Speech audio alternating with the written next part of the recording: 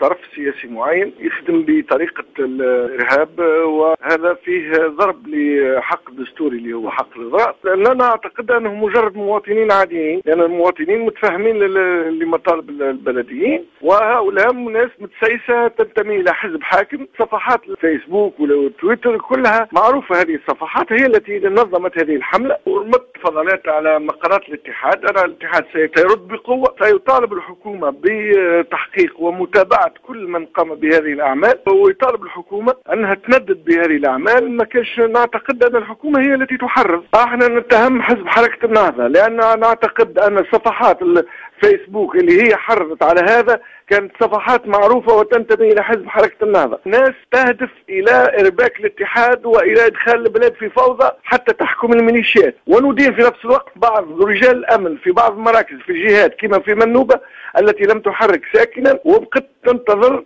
حتى جتها الأوامر في أواخر الليل، رغم اللي اتصل بها أعضاء من الاتحادات الجهوية ولم يحركوا ساكنا، لأنه كان ثم مؤامرة موجودة مدبرة من الجميع. هي المفاوضات ما زالت مستمرة، قد تتواصل اليوم وغدوة، وهذا يدل على أن الاتحاد يحب يتفاوض، على أن الاتحاد يحب يتحاور، على أن البلديين يرغبون في حلول. ما همش غايتهم الإضراب من أجل الإضراب، ولكن ثم من يريد أن يمنع حق الإضراب. هذا هو الاختيار، كما يمنعوا في الصحفيين بأنهم عندهم حق في التعبير وحق في كشف الحقائق. أطراف متشنجة تريد أن تتشبث بالسلطة بأي ثمن.